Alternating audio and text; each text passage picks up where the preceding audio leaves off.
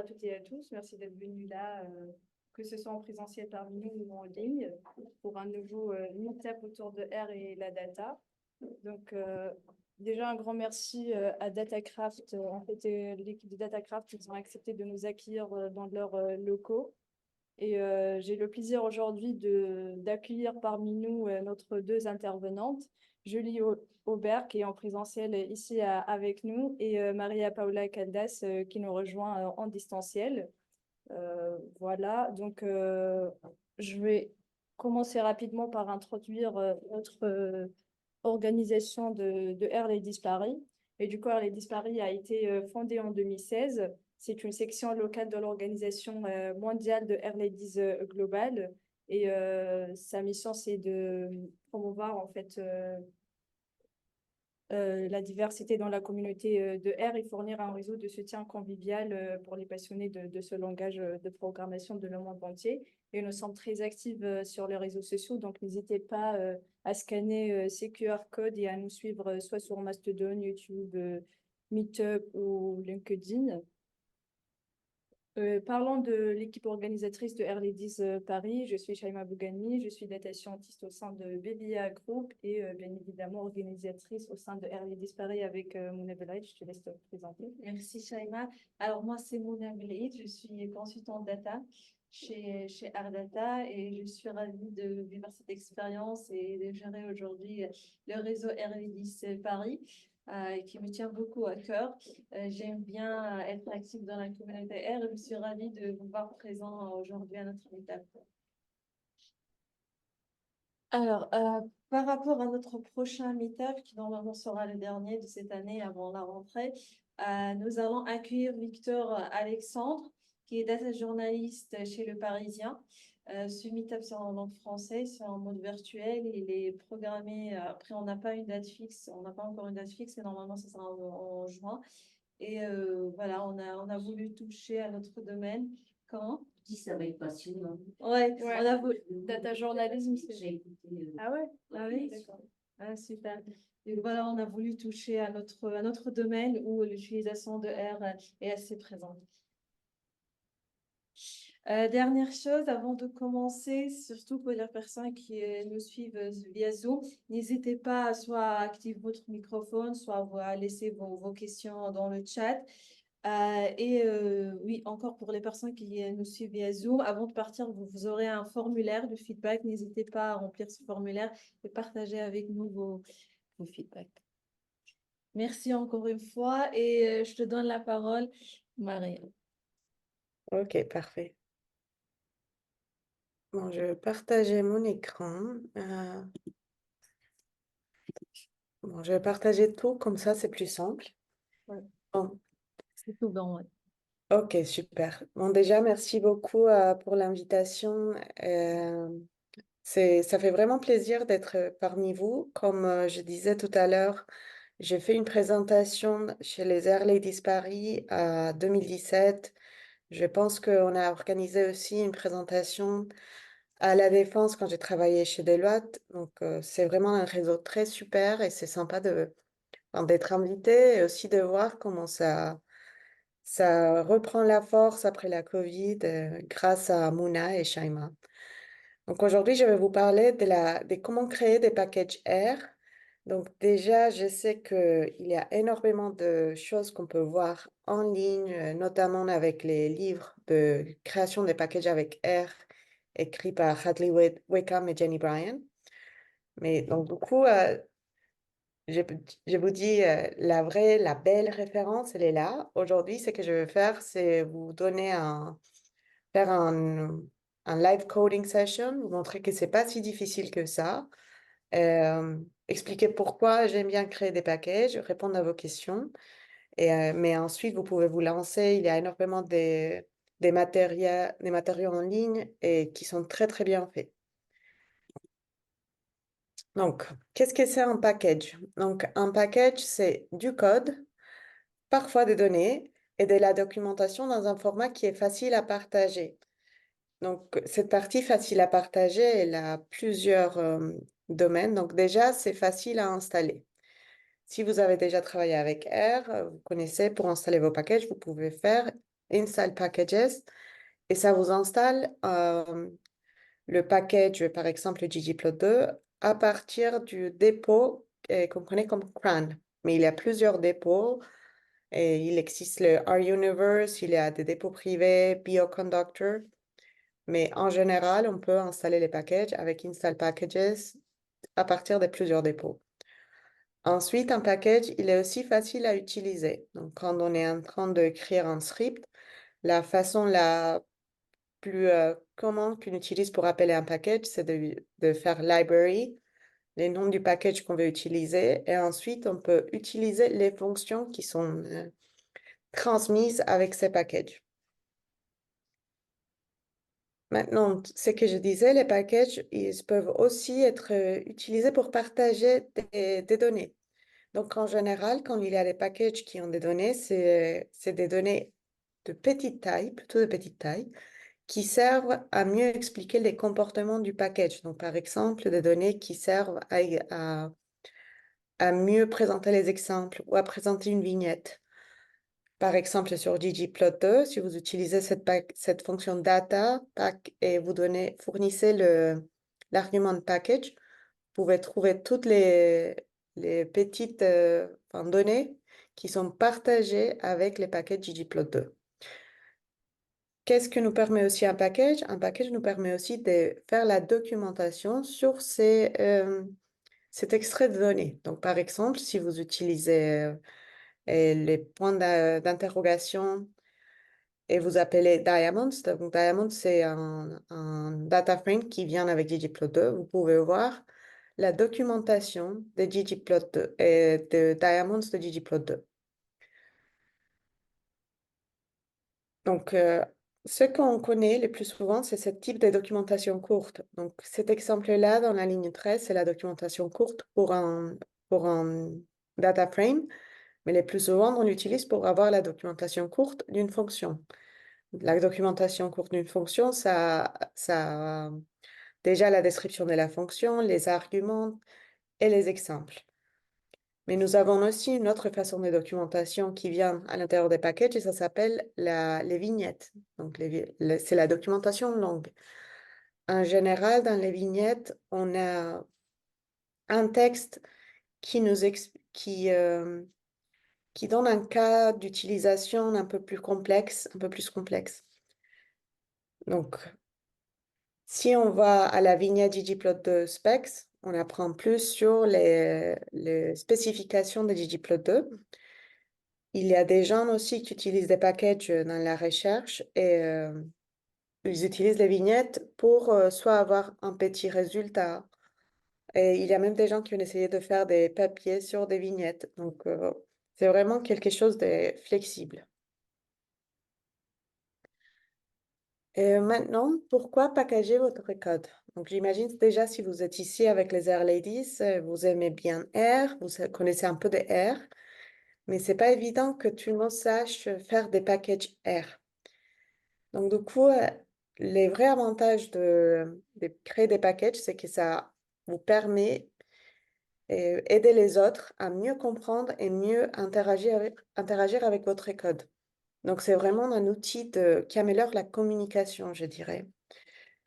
Bon, déjà, ça vous permet de partager des fonctions, des données et des exemples pour faire tourner vos fonctions. Et vous avez aussi la possibilité de faire ce type de documentation, donc, comme j'ai évoqué tout à l'heure. Vous avez aussi maintenant la possibilité avec Package Down de créer de manière automatique un site web à partir de la documentation que vous avez de votre package. Et ça vous facilite aussi la communication avec des utilisateurs un peu plus, avec des développeurs ou avec des utilisateurs un peu plus avancés, parce que ça vous donne certaines conventions pour expliquer quelles sont les mises à jour qu'il y a eu dans votre package, comment est-ce que les gens peuvent contribuer à votre package. Donc, c'est vraiment quelque chose qui est intéressant pour la communication avec les autres. Et bien sûr, l'avantage le plus grand, c'est que ça vous aide à devenir un meilleur développeur de package. Enfin, un meilleur développeur R, parce que vous serez introduit à tout ce qui est le debugging, la création des fonctions, l'écriture des messages d'erreur, des messages d'alerte. Donc, c'est vraiment quelque chose de très enrichissant, on ne dirait pas, mais c'est un apprentissage assez sympa. Donc, est-ce que vous êtes prête à créer votre propre paquet? Donc, déjà, j'ai travaillé avec beaucoup de statisticiens, d'analystes qui connaissent pas mal de R, mais ils ne se sentent pas prêts pour faire des paquets. Mais vraiment, il ne faut pas y avoir peur. C'est pas si difficile de créer un package. Ce qu'il faut être d'abord, c'est d'être motivé. Ensuite, c'est qu'il faut savoir faire, c'est de créer une fonction, mais c'est assez facile de créer une fonction, donc pas si difficile. Ensuite, des choses qui sont bien utiles, mais ne sont pas nécessaires. C'est de savoir utiliser Git et de savoir écrire avec Markdown, la syntaxe Markdown. Donc, je vais commencer la partie de live demo et pour cela, on va utiliser UseThis. Donc, UseThis, c'est un package qui vous aide à créer des packages. Donc, comme vous allez voir, la création d'un package, c'est vraiment de mettre en place une infrastructure assez précise. Donc, j'avoue, j'ai commencé à créer des packages qu'à partir du moment que UseThis existait.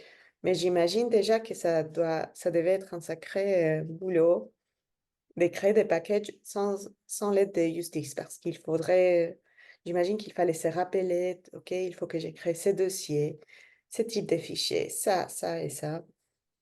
Et bon, on va voir ensemble comment ça facilite la vie. Déjà, je ne suis pas dans la salle, donc Mouna ou Shaima, vous pouvez me dire s'il y a des questions ou est-ce qu'il y a des questions jusqu'à ce moment-là? Est-ce que vous avez des questions? Alors, pas pour le moment. OK, Oui. parfait. Bon, s'il y a des questions, n'hésitez pas à m'interrompre. Vous levez la main et Mouna et vous, Shaima, peuvent me dire. OK. Donc, on va faire avec UseThis. Déjà, est-ce que vous voyez bien mon fond d'écran? OK, oui, je vois que vous le voyez. Donc, je vais lancer RStudio et je vais faire semblant que j'ai créé un package avec vous pour la toute première fois. Bon, c'est pas faire semblant, je vais le faire. OK. Donc, on est là, on est avec RStudio. Donc, ce que je vais utiliser, c'est le package UseThis. Donc, comme je l'utilise autant que ça, j'ai mis UseThis dans mon R profile. C'est-à-dire que moi, j'ai UseThis loadé à n'importe quel moment dans toutes mes sessions R. Mais si vous, c'est pas comme moi, vous pouvez juste faire library UseThis. Ensuite, pour créer un package, c'est vraiment très simple. C'est create package. Et ensuite, vous donnez les schémas où vous voulez avoir ces packages. Un package, ça va être en soi un petit dossier sur votre ordinateur. Du coup, j'ai fait create package. Et je vais lui donner un nom, donc disons Airladies. Ça va être le package Airladies. Je pense que ça doit exister déjà, mais on va faire semblant que non. Donc déjà, qu'est-ce que vous allez voir? Quelque chose de très sympa avec UseThis, c'est qu'il est bavard. Donc, il vous donne pas mal d'informations de ce qu'il est en train de faire. Donc, il nous dit, OK, j'ai créé un dossier Airladies. Je vais t'ouvrir un projet R à cet emplacement. À l'intérieur de ces dossiers, j'ai créé déjà un autre sous-dossier qui s'appelle R et j'ai créé un fichier de description.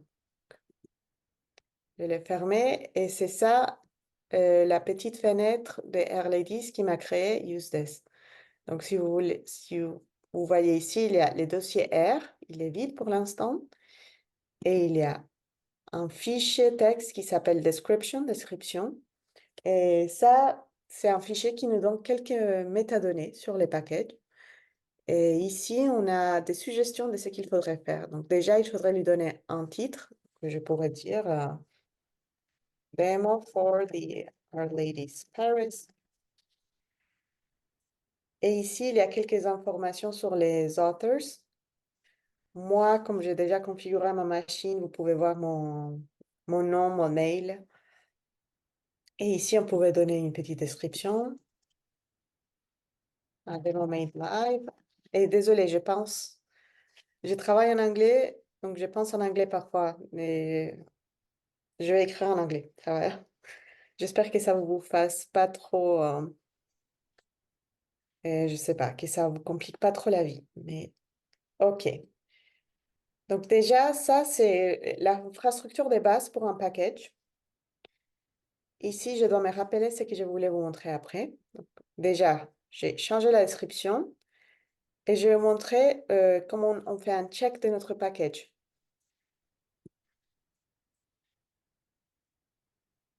Donc, les checks, c'est quelque chose qu'on fait assez souvent.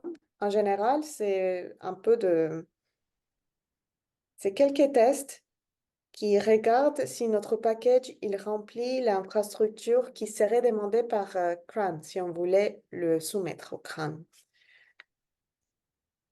Plusieurs fois, si on travaille au sein d'un organisme, si on ne veut pas publier sur CRAN, ça, c'est pas utile. Enfin, les checks d'écran vont être utiles pour améliorer notre package, même si on ne veut pas le publier sur CRAN. Donc déjà, quelque chose qui est assez utile, il me dit, OK, il y a un warning, je vois que tu n'as pas de licence. Il faudrait rajouter une licence. Donc avec useThis, je peux faire justement ça. Je vais rajouter une licence. Vous voyez ici, ça m'a créé les petits fichiers MD avec la licence. Il m'a rajouté ici un autre fichier. Et si je fais mes checks à nouveau, voilà, zéro, pas d'erreur, pas de warnings, pas de notes. Du coup, qu'est-ce que je veux faire ensuite? Comme je travaille sur Git, donc je fais les contrôles de version avec Git, je vais initialiser Git. Comme ça, je pourrais aussi vous montrer petit à petit quels sont les changements qui se passent au niveau de différents dossiers et fichiers. Donc avec useThis, toutes les fonctions de useThis commencent avec use. Use, tiret en bas, Git. Je ne sais pas si ça s'appelle underscore. Voilà, j'ai fait useThis et les messages bavards de Git me dit OK, on va initialiser un Git repo. Il y a tout ça qui va être ignoré, tout ça qui devrait être committed. Donc, est-ce que je fais un premier commit? Et j'ai dit oui. Donc, je sélectionne 3. Il dit pour avoir le Git pane ici à droite, il faudrait réinitialiser RStudio. Et donc, oui, on les réinitialise. Et voilà. Ici, j'ai mon Git pane. Je vais m'en servir pour vous montrer ce qui change avec chaque commande.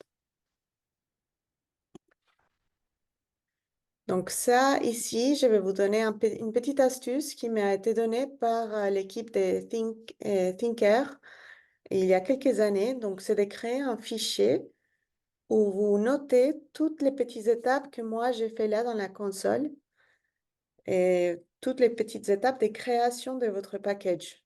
Au début, quand on ne connaît pas trop, quand on commence à apprendre comment créer des packages, on ne se rappelle pas parfois quelles sont les étapes, qu'est-ce qu'on a oublié. Donc, du coup, c'est très utile. Donc, je vais créer un. Maintenant, toutes les fonctions que je veux avoir utilisées dans mon package, elles doivent être ici au centre de ces dossiers R. Ces petits scripts, comme je ne veux pas les publier avec mon package, c'est vraiment quelque chose que pour moi. Et je vais les créer. Donc, je vais juste créer un petit R script. Je vais l'appeler dev. Et ici, je vais...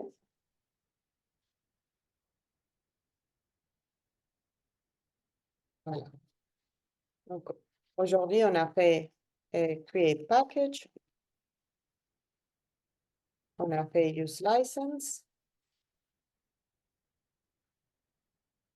MIT license et on a fait use Git.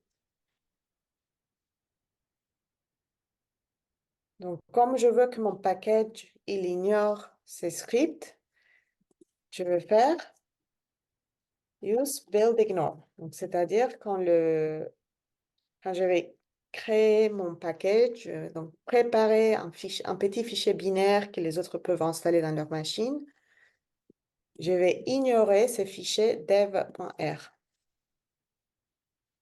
Donc, regardez, je fais use build ignore et immédiatement,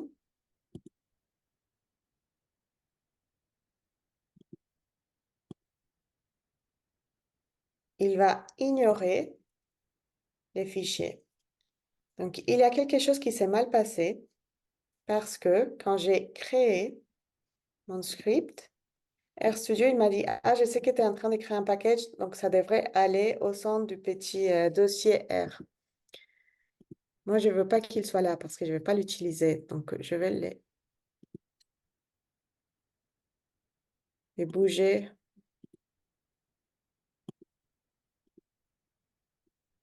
Les laisser là. Désolée, je sais que ça vous fait tourner un peu la tête, mais faites-moi confiance. Il devrait être à l'extérieur et même dans les build ignore, quand on voit les petits patterns, la façon qu'on écrit ça, il a assumé qu'il était au top level directory. Donc, il était bien en haut, pas dans les sous-dossiers. Je m'excuse d'abord parce que je mélange énormément l'anglais et le français. C'est tard, ça arrive.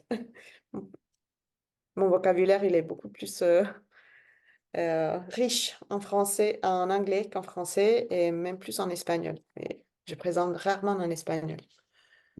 OK, donc ici, je vais faire juste un commit. Je sais pas, sauvegarder. euh, Fichier avec mes astuces. Voilà.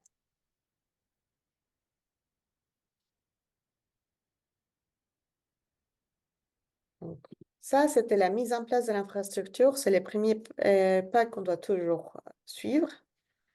Ensuite, la partie qui est la plus intéressante, c'est quand on crée une fonction. Donc, une ou plusieurs fonctions. Ici, j'ai laissé une petite fonction qui est assez simple. Donc, ça nous dit à quel point de l'année on est. Donc, en termes de progression. Donc, je vais la copier et on va faire semblant que j'ai créé un package avec cette fonction. Déjà, si je vais créer une fonction, j'ai fait use R et ensuite je donne les noms du fichier, les noms d'un fichier où je vais sauvegarder ma fonction. Comme dans un package, on aura le plus probablement plusieurs fonctions. En général, on donne un nom qui a un rapport avec la fonctionnalité de la fonction. Par exemple, ici, comme elle dit year progress, on peut l'appeler, je ne sais pas, year progress.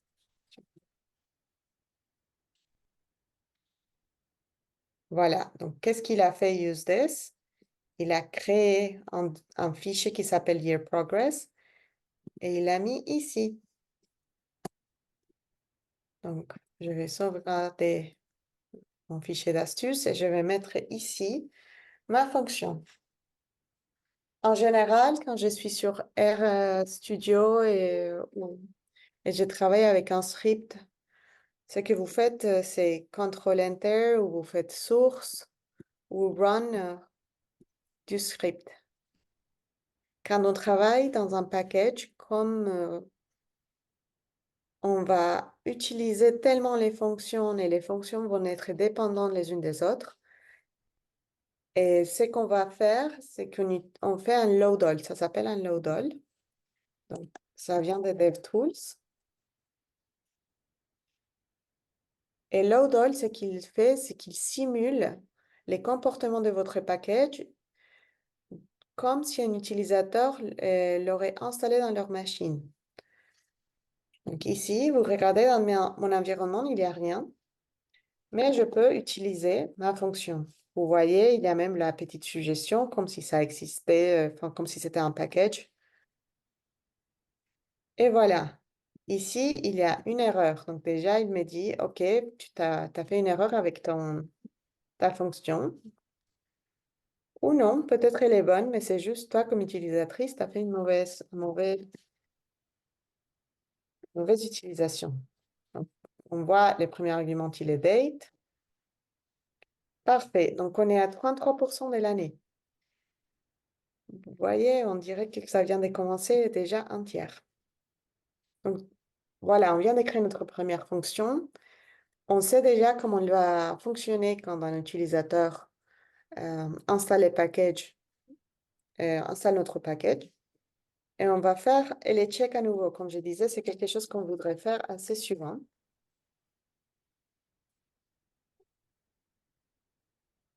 Donc, il y a toutes les checks. Et on voit pour l'instant, ça va.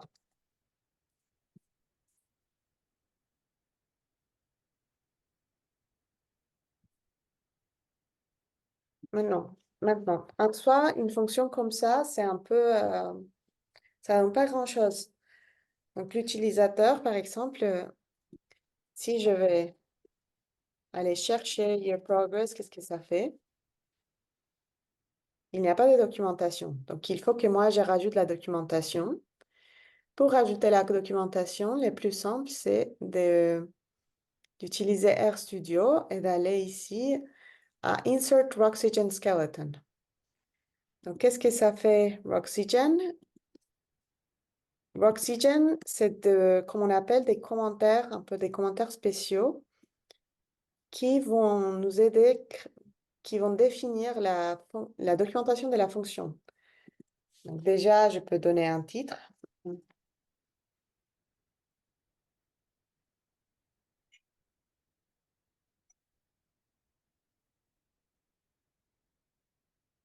Voilà.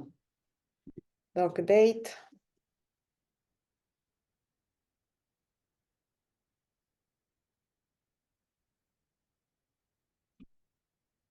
Est-ce que cette année, est une année... ça, je ne sais pas comment dire en français. Et puis, donc voilà, ici, il y a un petit... C'est comme je créerai la documentation. Je vais assez rapidement, juste. Supposons que j'ai créé... Bon, non, supposons pas... J'ai créé la documentation pour cette petite fonction. Pour préparer ma documentation, j'ai fait DevTools. Ah, ok, voilà. At return, il me dit il y a un warning. Donc, déjà, la documentation, elle s'est créée parce qu'ici, je vais vous montrer.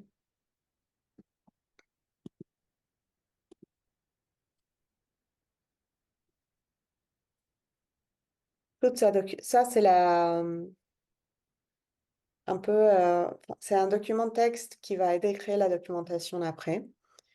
Mais on voit, la documentation, elle a été créée, mais j'ai eu une petite note comme ah oui, tu as oublié de dire quelle est la valeur retournée par la fonction. Donc en soi, elle retourne rien, quoi. Enfin, un message. Je pourrais faire ça. Documenter à nouveau. Voilà, pas de warning. Et si je vais chercher dans ma documentation,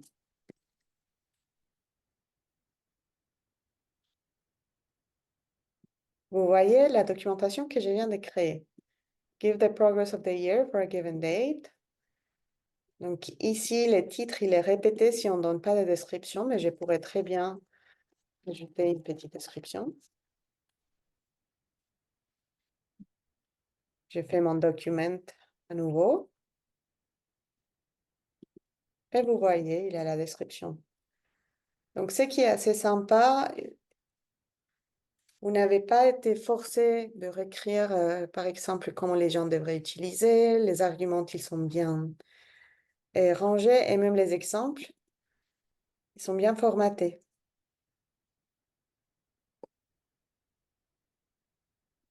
Donc ça, c'est la façon la plus... non, pas la façon. Ça, c'est comment on crée la documentation pour les fonctions. Donc, c'est le type de documentation qu'on utilise le plus souvent. Mais il y a aussi d'autres types de documentation qui accompagnent notre package. Donc, déjà, une première, c'est les README. Et aussi, UseThis nous donne une façon de créer cette README d'une manière assez simple. Et comme j'évoquais tout à l'heure, on peut aussi faire la documentation longue avec UseVignette. Donc, comme on n'a pas trop de temps, je ne vais pas le faire, mais c'est comme ça qu'on les crée. Ce que je vais faire un petit commit. Tout ce qu'on a fait jusqu'à présent.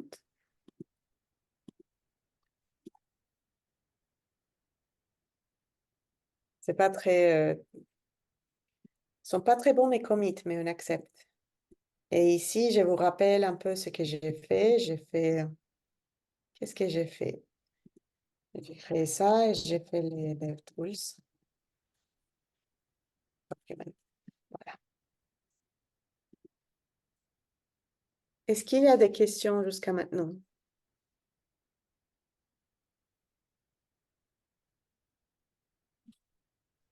Non, il n'y a pas de questions. Pardon. Attends.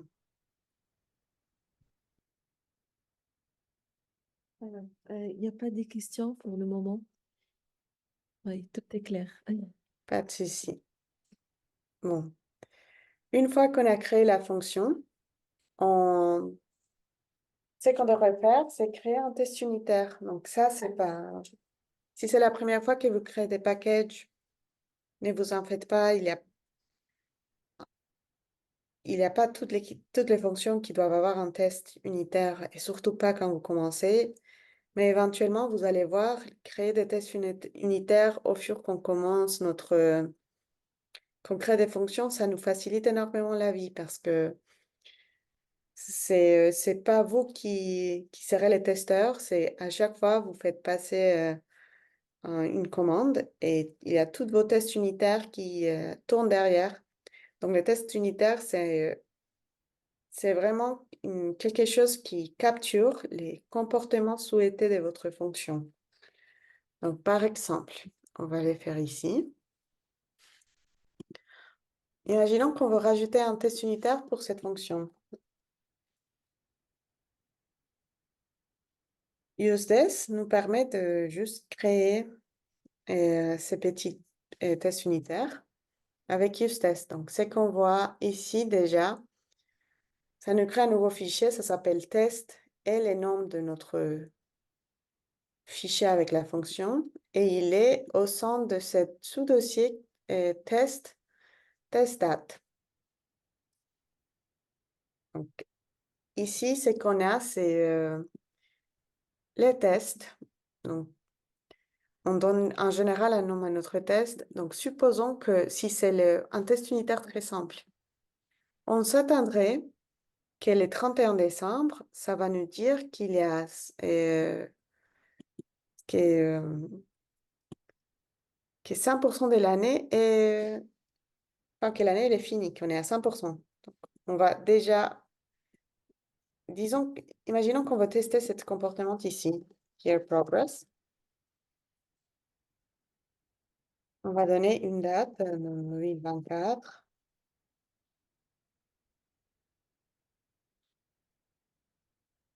Voilà, 100% de l'année, il est fait. Imaginez que vous voudrez faire ça chaque fois que vous créez une fonction, ça commence à devenir lourd si à chaque fois vous le faites dans la console. Spécialement quand vous voulez faire ce qu'on appelle du refactoring, donc c'est-à-dire simplifier votre code à l'intérieur. C'est à ces moments-là que c'est très important d'avoir eu de tests unitaires avec les comportements précédents pour s'assurer que notre fonction elle va continuer à avoir les mêmes comportements, même si on change les codes à l'intérieur. Ou par exemple, si on change une dépendance, et des choses qui arrivent. Donc, ici, on peut utiliser ça pour créer notre test. Donc, par exemple, imaginons ça. Donc ici, il y a ce qu'on appelle de expectations. Expect, voilà, message. Parce qu'ici, c'est que ça nous retourne, c'est un message. Donc quand je donne ça, je veux que mon message dise 5% de l'année, elle est finie.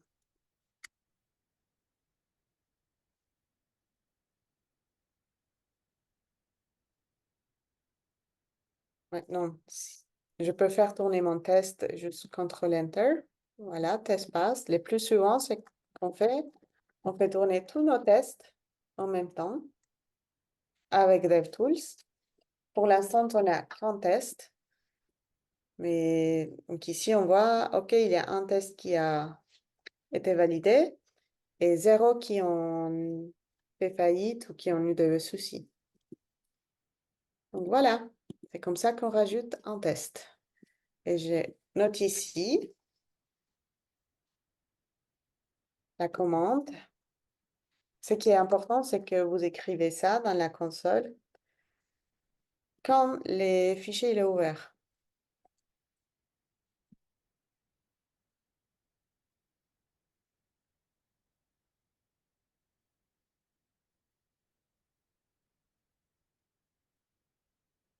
Voilà. Donc, j'ai fait un petit commit.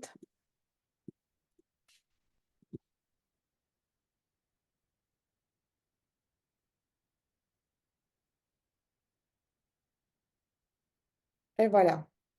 Quand je fais les checks, en général, DevTools Check va vous faire tourner à nouveau tous les tests de votre package.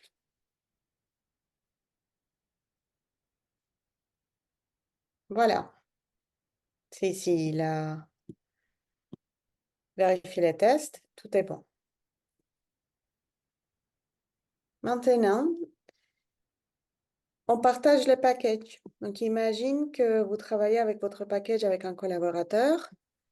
Donc, la façon la plus simple de partager, c'est avec GitHub. Déjà, on utilise Git.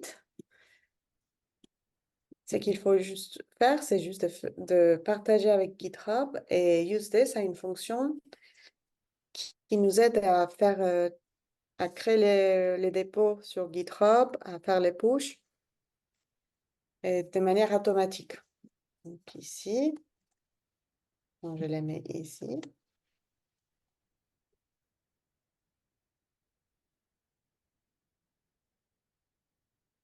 Bon, moi, je vais les laisser private, c'est les défauts, mais juste pour vous montrer. Il me dit il y a des changements qui n'ont pas été committed. Est-ce que tu veux procéder? Oui, ça dépend juste de dev.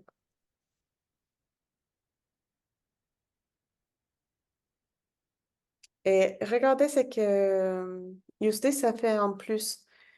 Il a dit, ah, j'ai vu que tu utilises maintenant un repo GitHub, donc je vais modifier ta description pour rajouter les liens dans les métadatas du package. Est-ce que ça te dit si on fait un commit? Oui. Pardon. Oui. J'ai fait mon commit. Hop. Qu'est-ce qui s'est passé? Et c'est bon. Donc ici, j'ai mon petit package.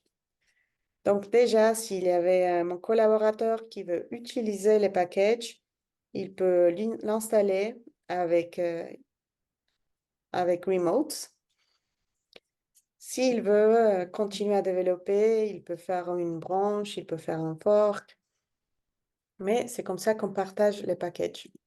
Vous voyez, il est là dans mes repositories, le tout dernier. Donc, install, c'est la chose qu'on fait pour tester l'installation du package dans notre machine. Donc, ça va l'installer comme une librairie dans ma propre machine. Donc, à chaque fois, j'écris DevTools install, mais c'est vrai que moi, comme je l'utilise si souvent, je l'ai rajouté dans ma configuration initiale. Donc, je l'ai toujours disponible dans ma machine. Voilà, j'ai installé les packages. Donc, si je fais library, our ladies, je peux l'utiliser comme une librairie.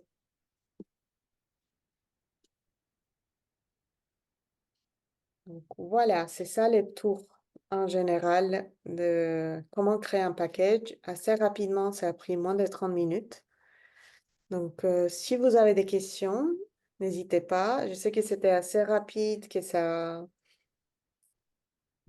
laisse plein de questions, mais il y a vraiment de très bons matériels en ligne. Donc, je peux aussi vous partager dans les chats des conseils, des astuces par où continuer. Merci beaucoup. Et oui.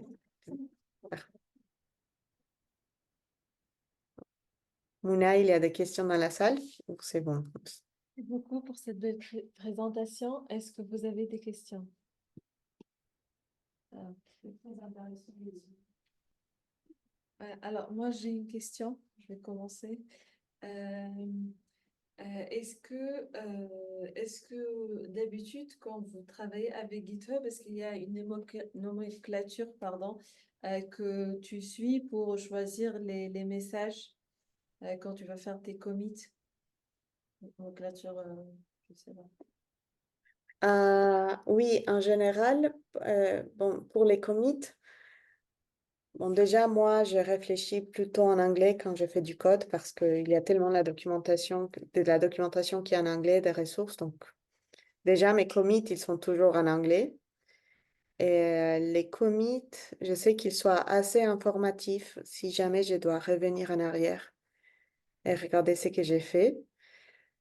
Et ils m'ont beaucoup aidé quand j'ai commencé à développer des packages. Donc, vraiment, je faisais des commits pour chaque petite chose que je faisais. Et comme ça, je pouvais revenir en arrière et voir, ah, comment est-ce que j'avais créé tel package, tel autre, ok, ta, ta, ta, ta. Maintenant que j'ai un peu plus l'habitude, c'est vrai que je fais pas les commits si souvent, mais ça m'aide toujours. Oui, je vois très bien. Du coup, c'est que tu as tendance à committer et pusher à chaque fois, ou c'est juste tu fais les commits, tu les gardes et Ah, ça dépend. Donc, en général, moi, j'ai fait plusieurs commits et ensuite j'ai fait un push. Parce que, et surtout quand tu es en train de travailler sur une fonction ou sur des choses assez complexes, j'aime beaucoup de faire les commits au fur et à mesure et ensuite faire un amend du commit d'accord. quand j'améliore. Ça s'appelle the repeated amend. Si c'est sur les livres de Happy Git with R, ils appellent enfin, ils l'appellent the repeated amend comme stratégie. Et Donc, si autant que j'ai pas fait les push, je peux continuer à corriger mon commit à peu près. Donc, c'est pour ça que j'ai fait un push moins souvent que j'ai fait des commits. tu passes toujours par RStudio ou tu utilises d'autres outils comme GitHub Desktop ou autre? Donc, moi, j'utilise toujours, si je suis sur RStudio, j'utilise toujours RStudio ou la terminale. Oui. Mais aussi dans Studio, la terminale. Et après, c'est vrai que j'ai pas utilisé d'autres, mais j'ai entendu des très bonnes choses sur GitKraken et Ok. sur SourceTree comme Git Clients. Strip, c'est mon chef David qui l'utilise beaucoup, David Goel. Après, moi, j'aime bien GitHub Desktop. Je vois qu'il est bien complet. Oui. Non, je pense que c'est très bien. Par contre, nous, on utilise au travail, on travaille sur GitLab. Oui, Donc là, je pense qu'on a eu plus de soucis, les gens ont plus de soucis avec GitLab s'ils utilisent GitHub Desktop. oui. Oui, bon. Alors, on a une question. Oui. Allez. J'ai fait il voulait savoir, est-ce qu'on peut avoir plusieurs fonctions par package ou en général, on expporte une seule fonction par package? D'accord. Est-ce que c'est bon pour vous? Vous avez entendu la question ou je peux répondre? Désolée, non, j'ai pas trop entendu et j'étais en train de regarder les chats en même temps. C'était bête. Pardon. Alors, cinq questions. Si je me trompe, n'hésite pas à me corriger. Alors, est-ce que c'est possible d'avoir plusieurs fonctions par package? Oui, Et le reste, bien sûr. Ah, c'était ça. C'est ça, ok. oui. Donc en général, un package, on a plusieurs fonctions. Et on a deux types de fonctions en plus. On a des fonctions qu'on appelle des fonctions internes, donc des petites fonctions qui nous aident à isoler des comportements, mais qui sont utiles pour les développeurs, par exemple, parce qu'on utilise pour créer des fonctions que c'est l'utilisateur final qui va utiliser, donc les fonctions exportées. Donc, imaginons, par exemple, ici, si je fais les petits démos, ça, c'est une fonction qu'on va exporter à l'utilisateur. Et ça, c'est cette petite tag qui dit qu'elle est exportée pour l'utilisateur. Mais imaginons que moi, je voudrais créer, comme je fais toujours le même message et je veux toujours utiliser ça, l'exclamation. Je veux bien que les gens pensent que j'écris à chaque fois que je fais un message. Donc, imagine, je vais créer une petite fonction qui m'aide à faire ça. Message à la Maria Paula. Donc, et je peux dire, c'est juste, ah, pardon, désolé, il est, voilà. Donc, je veux que ça se comporte comme message. Donc, que ça prend tout ce qu'elle reçoit, elle va l'envoyer un message. Mais au final, je veux qu'il y ait cette petite interrogation. Donc, imaginez ici, j'ai fait ça. Donc, message MPC. Donc, pour l'instant, mon package, il a deux fonctions. Il y a Your Progress et il y a Message MPC, mais il n'y a que Your Progress qui va être disponible à l'utilisateur final. Donc, si j'ai fait... Arrête, bébé, arrête.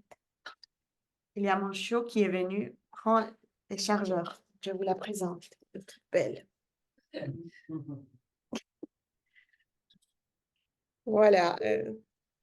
Donc, si j'ai fait ça, mon Year Progress, comme tout à l'heure, en utilisant la date d'aujourd'hui,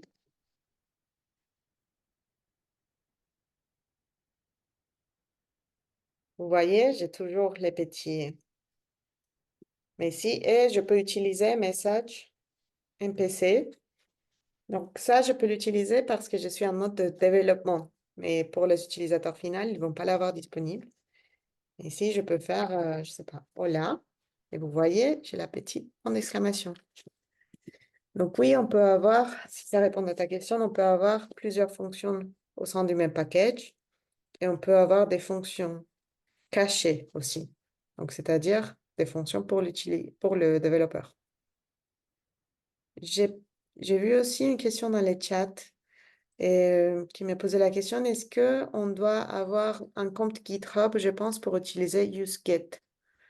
Donc non, on peut utiliser Git complètement en local sans avoir un compte sur GitHub ou GitLab. Mais c'est plus utile quand on l'a finalement parce que c'est plus sympa pour voir les commits, pour faire des issues. Il y a plein d'autres fonctionnalités qui deviennent disponibles. C'est très bon. Dernière question de ma part. En fait, est-ce qu'il y a des packages que tu as eu l'occasion de développer et qui ont eu un impact significatif, que ce soit sur la communauté R ou dans ton travail, que tu souhaites partager avec nous? Ok, sur la communauté R, non, parce que vraiment, j'utilise R beaucoup pour moi, donc, ou pour mon travail. C'est vrai que j'aimerais bien passer plus de temps pour faire des packages un peu plus généraux, mais je n'ai pas trop le temps pour l'instant. Mais pour le travail, oui, donc, il y a un package très simple que je trouve il était très facile à faire. Je trouve que tout le monde, enfin, les gens qui l'utilisent n'ont jamais de soucis. Et il ne fait que c'est connecté à la base de données PostGIS que nous avons dans notre travail. Et vraiment, c'est juste pour la connexion, elle est toujours la même. Parfois, il faut donner quelques paramètres différents par l'utilisateur. Donc, j'ai créé une fonction pour se connecter. Et j'ai créé, je pense, deux ou trois fonctions pour voir facilement quels sont les tableaux disponibles, qui les gère. Et franchement, c'est un package qui a pris, je pense, 2 heures à être codé, je l'ai bien documenté. Et ensuite, je n'ai même pas à les maintenir parce qu'il est assez stable. Ça fait 2 ans, il marche toujours. Et je l'utilise énormément pour accéder aux données spatiales que nous avons dans la base PostGIS. Donc, je pense ça, en termes personnels, ça a été un grand gain. Oui, c'est très bien, c'est super. Est-ce que vous avez encore une question? Oui, alors on a une question de Irani. Oui. Oui, comment c'est possible de mettre un paquet sur le crâne, de le publier? Ok, moi, je ne l'ai pas fait, mais je pense que pour des conseils sur la publication sur Crâne, le mieux, c'est de regarder les blogs des R-Hub. Je pense Maëlle aussi, elle écrit énormément sur ça. Donc, pour Crâne, c'est déjà, il faut s'assurer que toutes ces checks, ils passent, qu'ils sont bien. Et ensuite, il y a même parfois d'autres checks que les gérants d'écran font qui ne sont pas capturés par les checks. Donc, faut faire un peu attention. Mais j'avoue, je ne peux pas te donner trop de détails sur les comment parce que c'est pas moi qui l'a fait. Dernièrement, il y a 2 collègues qui l'ont fait. Ça s'est bien passé. Mais je sais que ça se passe pas si bien pour beaucoup de gens. Donc, c'est partagé. Alors moi, j'ai eu l'occasion de publier un paquet sur le crâne. C'est Covid-19 Tunisie, elle traite les données Covid en Tunisie. Et du coup, après avoir fait les checks, il y a un formulaire à remplir. Tu mets tes coordonnées, tu mets ton adresse mail et il faut mettre le fichier Ah tar.ch, oui. charger ça dans le formulaire. Et après, il y aura quelqu'un de l'équipe Crâne qui sera en contact avec lui jusqu'à que la publication soit réalisée, en fait. Mm. Mais c'est vrai, pourtant mon package était assez simple, mais on était toujours en itération, toujours des trucs à vérifier, à vérifier. Mais après, c'est bon. Ok, voilà. Après, un conseil, c'est que j'ai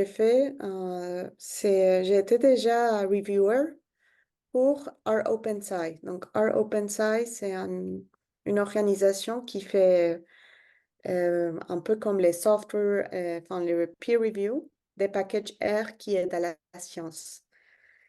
Donc, ça, c'est assez sympa parce que tu as 2 personnes qui sont aussi des développeurs ou des experts sur les sujets, qui font la review de ton package, qui te donnent des astuces de comment l'améliorer.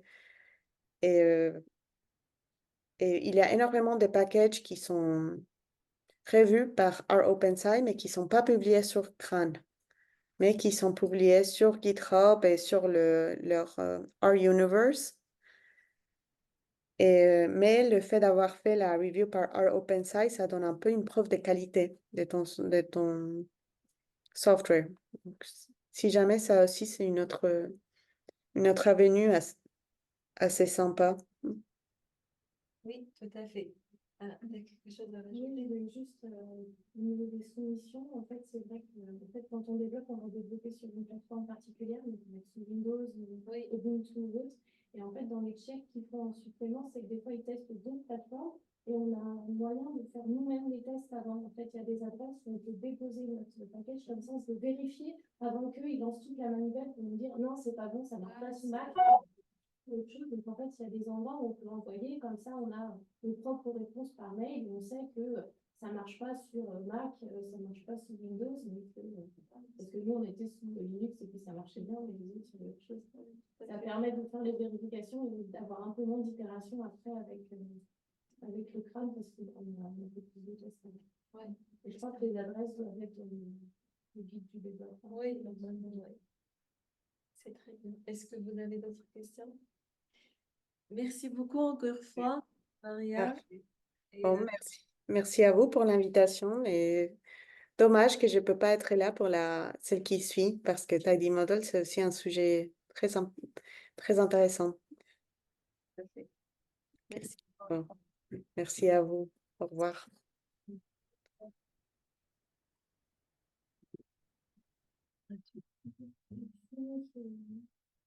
J'ai ma présentation sur LinkedIn, donc sinon, Ah, il y a je des peux. fonctionnaires Oui, qui oui, bien il n'y sûr. aura pas le bon logo RLA disparu parce qu'on a fait en local et pas sur le site, je ne sais pas pourquoi. Mais le reste, Ceci. normalement, ça marche. Je ne connais pas la petite préférée. Et du coup, j'ai dû mettre du coup cet après-midi. Très bien. Et du coup, j'ai fait un site. Donc, voilà. Ouais, oui, c'est super. Il n'y a pas de logo en rouge. Bon, maintenant, il est tout. Ah oui, pas de souci. Oui, oui, on le voit là. Pas de souci. Alors, je vais du coup partager mon écran. Voilà, je fais ça. Garde ça comme ça. Je sais pas.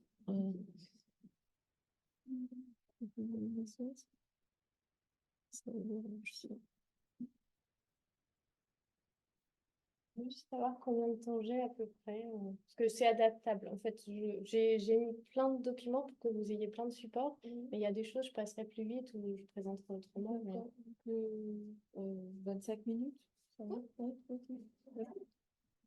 Donc, bah, d'abord, merci pour l'invitation. Donc, c'est la première fois que je présente un Air Leadis, même si j'en ai déjà entendu parler à diverses occasions. Donc là, ce que je vous présente, ça reprend en partie un tutoriel qu'on a donné aux rencontres R à Avignon en 2023 avec Antoine Bichat, qui travaille chez Servier, et donc qui montre comment construire donc là, c'est un peu d'anglais partout, mais bon, une chaîne de traitement en apprentissage statistique de bout en bout avec l'écosystème Tidy Model.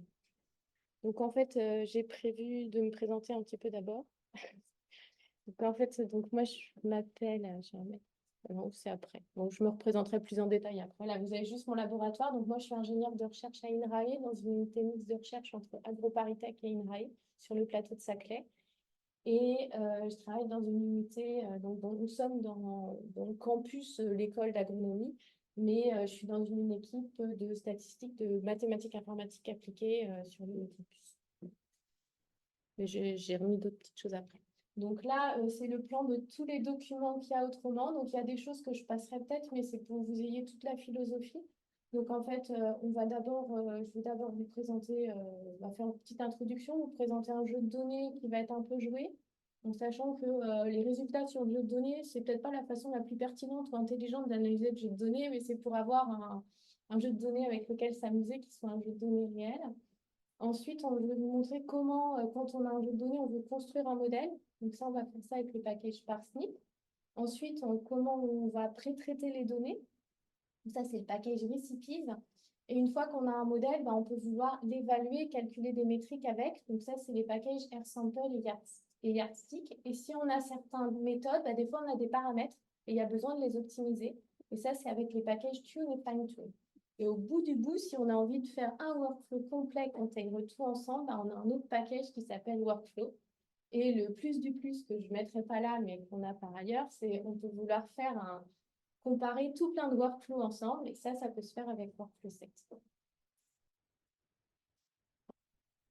Donc là, c'est la petite slide pour me présenter. Donc du coup, qu'est-ce que je fais? Moi, je fais du développement et de l'application de méthodstat en environnement et en sciences du vivant, plus particulièrement avec des données omiques, donc issues du séquençage de l'ADN, de l'ARN ou des séquences, et avec pas mal d'applications plutôt en écologie microbienne.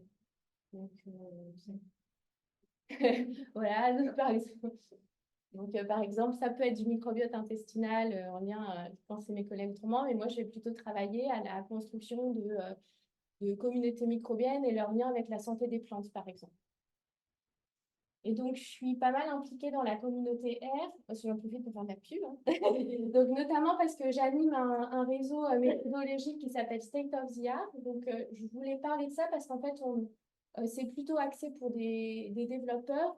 C'est issu de notre labo. Au départ, on avait envie de se tenir au bout du jour pour être capable de mieux diffuser nos méthodes.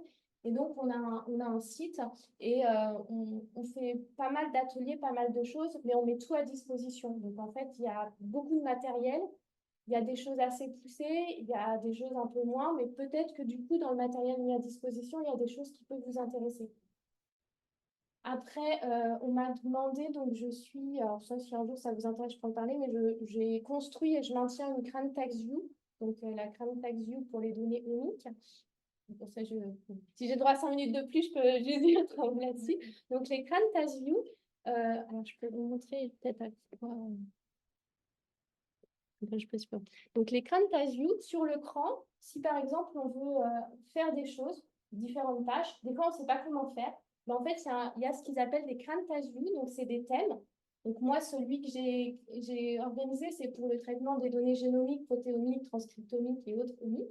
Mais il y en a qui existent pour faire, je ne les ai pas en tête, mais il doit y avoir les stats spatiales, du calculeur performance ou autre. Et en fait, chaque CRAN Task View, il y a des volontaires qui respectent une certaine structure et qui, du coup, vont regarder tous les packages existants sur tout le CRAN en vérifiant régulièrement s'ils sont toujours à jour et vont proposer une organisation pour être capable de s'y retrouver. Donc, nous, par exemple, on a organisé ça en disant, bah, voyez, il y a des packages qui s'orientent sur les bases de données et la notation. Il y en a pour certains types de données omiques et puis il y en a qui font plusieurs données ensemble, d'autres qui ont des tâches particulières. Et après, on les a classés et on les a ordonnés. Et puis à la fin, bah, on a mis, et puis bah, dans Bioconductor ou dans d'autres projets, on peut aussi en trouver des intéressants. Et tout ça pour dire que, bon, moi je fais celle-là, mais il y en a qui peuvent vous intéresser dans d'autres domaines. Quand des fois on ne connaît pas les packages, ça peut être intéressant d'aller voir. Par contre, je ne sais pas si je retourne en arrière, si ça va. Je ne sais pas où est ma présentation. J'ai dû perdre ma présentation. Elle est sous le zoom. Sinon, vous pouvez ouvrir un autre onglet et coller le lien. Moi, je ne connais pas. Ah, ok. Et donc après, je suis aussi membre du comité de pilotage des rencontres R, donc en tant que membre de ça depuis l'année dernière. Et donc les membres du comité de pilotage des rencontres R, ça consiste à être en gros les garde-fous pour qu'il y ait une certaine cohérence d'une année sur l'autre dans l'organisation des rencontres R nationales. Et il y a un des membres du comité de pilotage qui fait partie du comité scientifique de rencontres annuelles. Alors du coup, ça va pas être un tutoriel sur R ni sur le taille diverse et c'est pas non plus un cours de stats ou de machine learning. Donc qu'est-ce qu'on va voir? On va voir plutôt comment on utilise des méthodes de machine learning dans l'écosystème tidy model. Donc les machine learning, c'est plein de choses. Et nous, ce qu'on verra plutôt ici, ça va être plutôt des méthodes supervisées de classification ou de régression. Donc là, je vous ai remis, c'est le site. En fait, il y a un site complet sur Tidy Model où on trouve plein d'informations. Et en gros, Tidy Model, c'est quoi? C'est tout un écosystème. Ça veut dire que c'est un ensemble de packages qui vont faire chacun différentes tâches utiles à différents endroits de notre chaîne de traitement. Alors, comment on fait pour naviguer dans l'écosystème? En fait, soit on peut très bien essayer de vouloir prendre qu'une brique. Il n'y a qu'une brique qui peut nous intéresser, on n'a pas forcément envie de tout faire. Donc, par exemple, on peut vouloir seulement ajuster un modèle, donc un modèle de régression, de forêt aléatoire, tout ce qu'on veut. Donc ça, c'est avec le package Parsnip. Après, on peut vouloir faire un workflow complet avec un peu de pré-traitement et de la modélisation. Donc là, ça va être avec le package workflow. Et puis après, on a d'autres packages pour optimiser les paramètres, pour comparer des workflows. Alors, pourquoi ça peut être intéressant d'être dans cet écosystème? C'est intéressant parce qu'en fait, il y a une espèce des notations, des formats qui sont standardisés pour les différents algos ou méthodes. Donc, c'est-à-dire, côté utilisateur, on va se moquer un petit peu de la façon dont les développeurs ont pu implémenter la façon dont ils donnent leur Y ou leur X dans un package ou un autre. Là, ce sera standardisé, ce sera toujours pareil. Donc, on pourra vite passer d'un modèle à un autre très facilement. Ensuite, il y a différentes parties qui sont encapsulées dans le même objet. Donc, c'est-à-dire, si on fait un pré-traitement sur un ensemble d'apprentissage, on est sûr, comme c'est encapsulé au même endroit, qu'on refera exactement le même pré-traitement sur l'ensemble de tests qu'on mettra après. Et puis, du coup, ça a aussi été optimisé pour prendre moins de place, avec plus de gain mémoire. Et donc, en fait, finalement, on va voir sur les exemples, mais ça facilite un petit peu la vie avec moins de choses à penser de par la structuration. Et après, ce qui est intéressant, c'est qu'en fait, c'est assez modulable. Il y a chaque étape qui correspond à un package. Donc, en fait, on peut faire qu'un petit bout si on veut, qu'un autre autrement. Donc, alors, on a besoin de quoi? Donc là, j'ai mis le code. Alors, moi, je ne vais pas aller sous R parce que j'ai plein de choses, mais vous avez tout plein de codes et vous pourrez aller regarder, regarder un petit peu les résultats. Donc là, il y a besoin de charger, en fait, si on charge Tidy Model, quand on charge Tidy Model, il y a déjà tous les packages de base que je vous ai présentés, les parsnip, recipes, il y en a quelques-unes qui sont complétées. Et après, on va pouvoir avoir besoin de charger des packages en plus en fonction des modèles qu'on va avoir besoin. Si on veut faire de la régression régularisée, on aura besoin de charger GLMNet. Si on veut faire des forêts aléatoires, on pourra charger Rangers ou un autre Random Forest, si on préfère Random Forest à Ranger. Bon, il y a un certain nombre d'autres packages qu'on pourra avoir besoin. Et donc là, moi, le jeu de données que j'ai regardé, alors comme tout le monde n'aime pas trop les séquences et les données Omnicode, j'ai essayé de trouver des choses qui parlent un peu plus à tout le monde. Donc, on va regarder des données de dégustation de café qui ont été fournies ça devait être un challenge des mardis Tidy qui était proposé il y a longtemps, qui avait été un petit peu mis en forme. Et l'objectif, c'est de prédire un score de qualité de café à partir de différentes caractéristiques, donc des caractéristiques de grain sur l'espèce qui a produit le café, de couleur de grain, des caractéristiques environnementales, de quel pays ça provient, de l'altitude, et puis de caractéristiques aromatiques et gustatives, comme l'arôme, les flaveurs et autres. Je rappelle que mon objectif, ça ne va pas être de faire un modèle vraiment adapté à ces données-là. On va pas regarder. Donc, en fait, d'abord, on va importer le jeu de données, mais ça, c'est indépendant de Tidy Model. Là, je vais passer vite, je ne vais pas vous le mettre, mais quand on a un jeu de données, qu'est-ce qu'on fait? C'est on l'explore dans tous les sens et on en prend connaissance et on regarde un petit peu ce qu'on veut faire.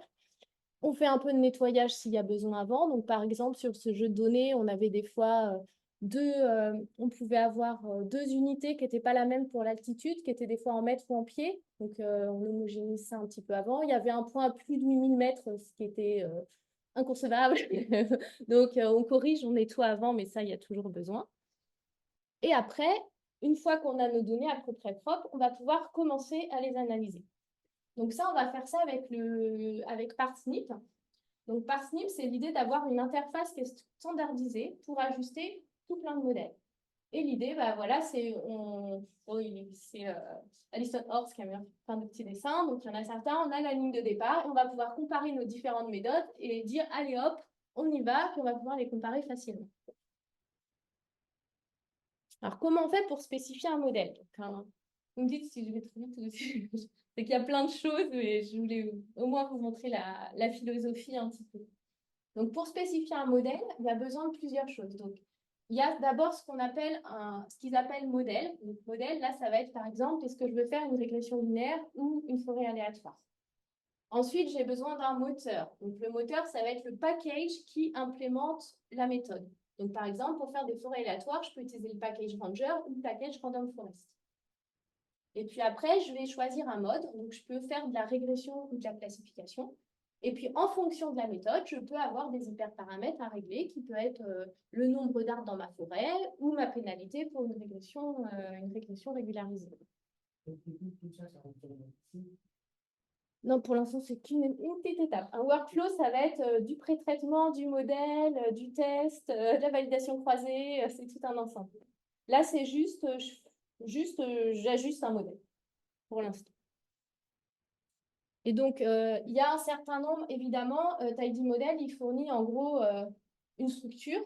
Et après, il y a quand même des gens qui ont besoin d'aller coder pour homogénéiser les paramètres, pour que l'utilisateur de son côté se dise c'est tout le temps la même chose. Il y a quand même des petites mains derrière qui ont été intégrées les méthodes pour que ça marche. Donc, il y a beaucoup de choses de disponibles, mais il y a sur le site, vous pouvez aller voir si les packages et vos fonctions préférées sont déjà disponibles ou implémentées là-dedans. Ou après, il y a comment le faire soi-même, mais ça, c'est l'étape plus longue. Alors, comment ça marche? D'abord, on imagine, je veux juste faire une régression linéaire. Donc, je choisis d'abord, indépendamment de mon jeu de données, je dis, je veux faire une régression linéaire. je suis en mode. Non, c'est moi qui l'ai appuyé. Ah non. Ah, c'est vrai. Ouais. Je touche pas, c'est moi qui ne touche pas. Je veux faire la régression linéaire, donc en mode régression, et je choisis LM pour faire ça. Et puis après, une fois que j'ai fait ça, bah, je vais ajuster mon modèle à des données. Donc là, mes données, ça va être coffee, et je dis que je veux vouloir prédire Cupper Points à partir de l'espèce de café, de l'arôme et de la flaveur. Et là, j'ai un modèle par SNP qui ressemble fortement au modèle LM classique. Et on voit que les fonctions de base, c'est des fonctions en fait, qui ont été jugées pour être facilement compréhensibles parce qu'on fait de l'ajustement, ça s'appelle fit, et du coup, on n'est pas perdu. Et après, bah, une fois que j'ai fait ça, je peux vouloir prédire. Donc, du coup, je fais un prédict. Et quand je prédis, je récupère une variable de prédiction. Après, je pourrais vouloir retourner pour travailler vraiment sur un LM, par exemple, pour faire un summary. Donc, dans ces cas-là, il faut que je ressorte pour revenir dans un objet LM. Bah, c'est que je vous ai mis plein de fonctions, on ne fera peut-être pas tout ça, mais donc on sort de l'engin et puis on retombe là directement sur du LM et on peut faire un summary de LM. Et là, je ne vais pas tout remettre, mais du coup, si on n'avait pas fait ça, après, comme il y a tout plein de fonctions qui ont été, et des packages et tout ça qui ont été bien, bah, on peut avoir tidy où on récupère dans une belle table tout ce qu'on veut, tout ce qu'on a envie. Et on peut récupérer des variables d'importance aussi. Bah, il y a tout plein d'autres fonctions sympas pour aller regarder un petit peu les résultats. Et moi, ce que je voulais vous montrer, c'est qu'en fait, on voit pour faire de la régression linéaire, on fait ça.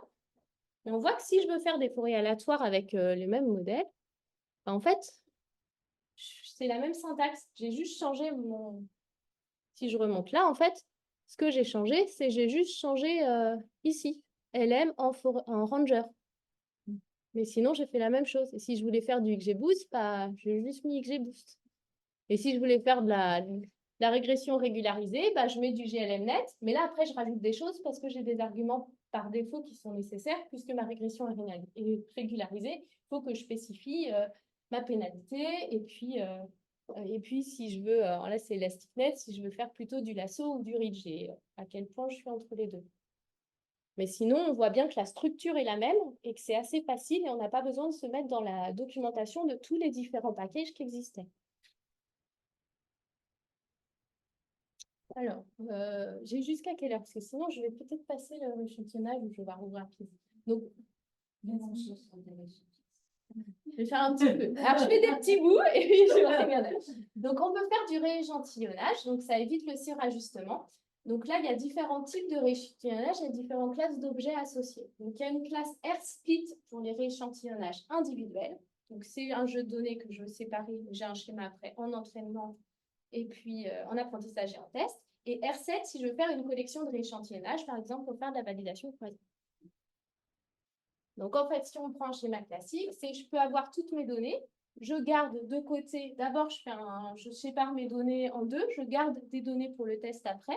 Et puis, j'ai mon jeu d'apprentissage. Et là-dessus, je fais du rééchantillonnage pour pouvoir faire ma validation croisée, par exemple. Et sur chaque jeu de rééchantillonnage, je resépare entre un jeu sur lequel je vais apprendre le modèle et un autre où je vais faire des tests dessus.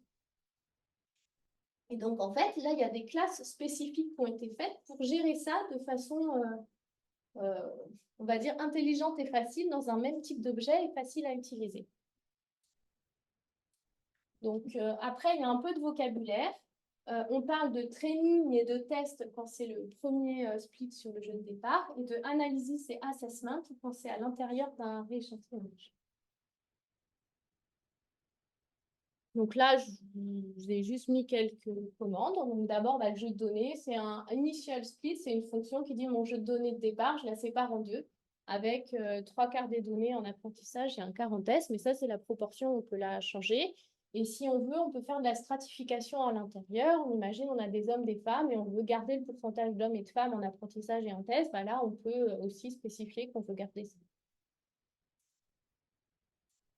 Et puis après, si on veut récupérer, il y a une fonction training qui nous dit, là, comme ça, on récupère que le jeu d'apprentissage. Et de la même façon, on a la fonction test testing qui nous permet de récupérer que le jeu de données test.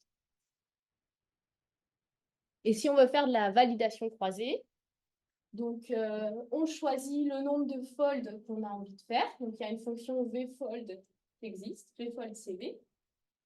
Donc là, on fait ça sur nos jeux d'apprentissage. Et là, on peut dire combien de fois je veux le faire et combien de fois je veux le répéter. Et là, ça nous crée un sous-ensemble là, où chaque jeu a un identifiant. Et on voit qu'il y a une séparation après, par défaut, du coup, ça doit être 90%, 10%. Mais ça, je pense que c'est aussi je crois que c'est aussi des arguments qu'on peut changer. C'est tout ordonné de façon un peu claire. Et de la même façon que tout à l'heure, avec training et testing, on pouvait récupérer, si on a envie d'aller voir les sous-jeux, là, c'était les assessments et hop. C'était analysis et assessment et on peut récupérer, là, le premier échantillonnage, ça va être le premier élément de ma liste. Et si je veux voir le jeu de données, je fais analysis pour avoir la partie pour l'apprentissage et assessment pour avoir la partie complémentaire pour le test.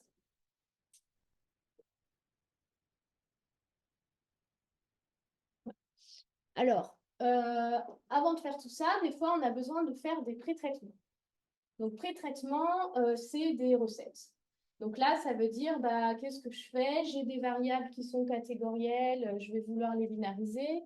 Je vais vouloir agréger, je ne sais pas quoi, tous ceux qui ont des valeurs plus petites qu'un certain seuil ou autre, je n'ai pas envie de les regarder égale à 2, 3, 4, je vais tous les mettre à faire. Donc, je peux revoir mes catégories, je peux vouloir faire de la CP éventuellement, je peux vouloir faire un certain nombre de choses.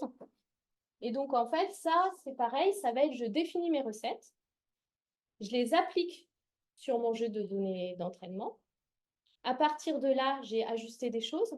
Donc, je vais avoir gardé mes coefficients en mémoire. Et ces coefficients, je les garde de côté. Et quand j'ai le jeu de données test, je ne rapplique pas les mêmes fonctions, mais j'applique les coefficients que j'ai appris sur mon jeu d'entraînement directement sur mon jeu de données test. Donc ça, c'est le principe. Et le package qui fait ça, du coup, c'est le package Recipes. Et donc, tous les pré-traitements, c'est ce que je vous ai dit, c'est je normalise, j'encode, je gère les données manquantes, ça peut, je fais de l'imputation de données manquantes, et puis éventuellement, je fais une transformation log, racine carrée, ou tout ce que je veux. Et tout ça, c'est dans les étapes de pré-traitement avant modélisation. Donc, de la même façon, il y a tout plein de choses qui existent déjà. Je vous donnerai après, il y a en plus des gens qui développent des packages spécifiques pour certains types de données. Moi, avec Antoine, on a fait un pour les données uniques. Donc, on a un package de pré-traitement des données uniques. Mais il y en a plein pour tout plein de choses qui existent. Et il faut regarder un petit peu ce qu'il y a. Et comment ça marche? Donc là, pour faire une recette, donc d'abord, on initialise la recette. C'est comme le modèle tout à l'heure. Donc, c'est recipes. On remet notre variable et on dit, voilà, j'initialise ma recette. Donc, quand il initialise, ça dit, là, j'ai pris tout le monde en prédicteur et j'ai ma variable à expliquer qui est CopperPoint. Donc, quand je l'initialise, là, il y a déjà ça qui se met au début parce que j'ai donné des informations sur qu'est-ce que je voulais prédire à partir de quoi. Et après, je peux vouloir, par exemple, centrer et réduire toutes les variables qui sont numériques. Donc là, il y a une recette qui existe. Et il y en a d'autres. Une fois qu'on a notre recette, alors la recette, c'est juste je définis ce que je veux faire. Une fois que j'ai défini, prep, c'est je prépare. Donc, je vais aller calculer des choses dessus. Et après, je cuisine. Parce que c'est vite. Et quand je cuisine, c'est que ce que j'ai calculé, je l'applique. Donc, j'ai préparé, j'ai calculé tout plein de choses qui sont ma moyenne, ma variance. Et bake, je l'applique et je récupère à la fin mes données centrées réduites. Après, je pense qu'on vous remettra pas tout, mais là, voilà, juste on peut vérifier que ça a bien fait ce qu'on voulait sur vos données. Et il y a tout plein de choses qui existent pour faire sur des données. On peut vouloir transformer les NA en unknown, on peut vouloir créer des variables binaires exclusives pour toutes les données catégorielles. Donc, sachant qu'il y a des choses, quand vous faites une régression classique avec LM, c'est fait, mais c'est caché. Et là, comme toutes les méthodes ne font pas pareil, il faut le faire nous-mêmes avant de commencer l'étape de modélisation.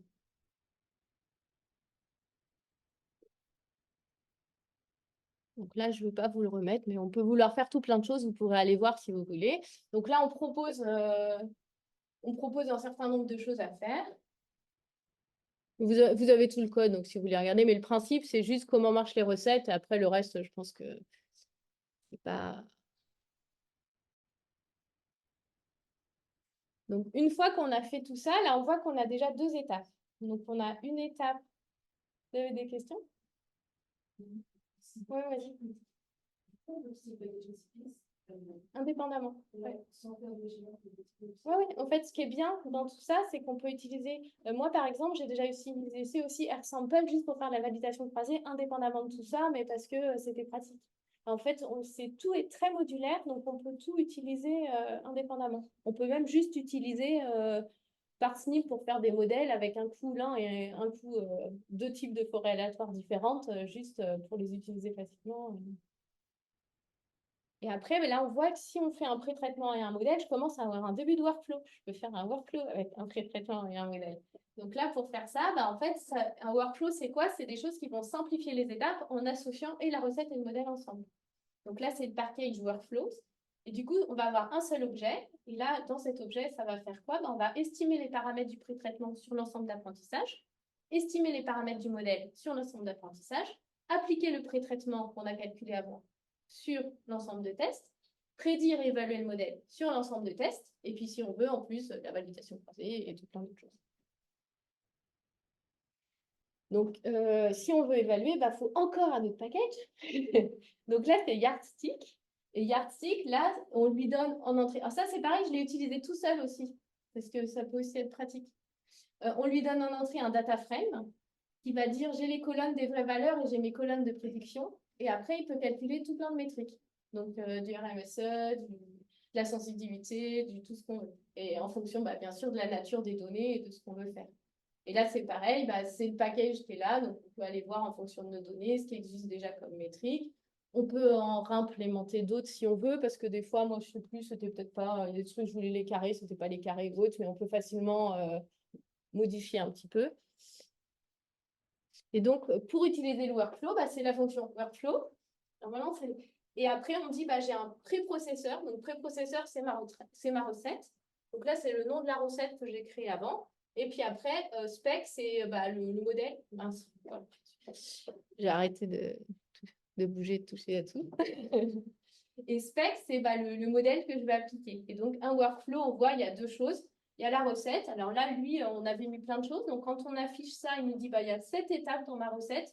D'abord, je traite les NA, et puis après, je fais d'autres choses. Je fais de l'imputation, je crée mes données binaires, je fais normalisme. Donc, j'avais, en fonction de ce que j'ai décidé. Et ensuite, j'ai un modèle de régression linéaire. Mais on voit pour l'instant, c'est juste une initialisation. Il n'y a pas de...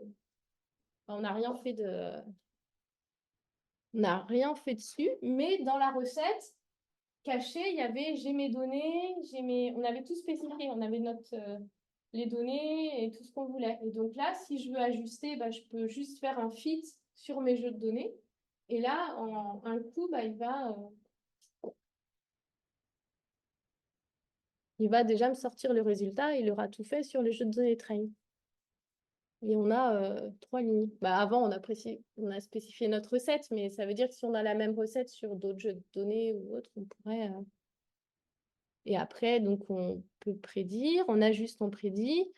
On peut prédire sur le train, et puis on change, et en une ligne, on prédit sur le test. Comme c'est dans le même objet, il va facilement aller regarder. On a tout enregistré nos recettes, donc c'est assez facile à suivre. Et puis après, il y a des petites fonctions où on peut rajouter. Donc, bind calls, là, on va juste dire, je prends mes données, puis on rajoute la prédiction. Comme ça, après, si je veux faire des graphiques ou d'autres choses, c'est assez facile. Et puis, avec Yardstick, je peux dire, je calcule le RMSE. Entre ma vérité, c'était mes compare points. Mon estimate, c'est point pred. Et il me calcule, du coup, ma métrique.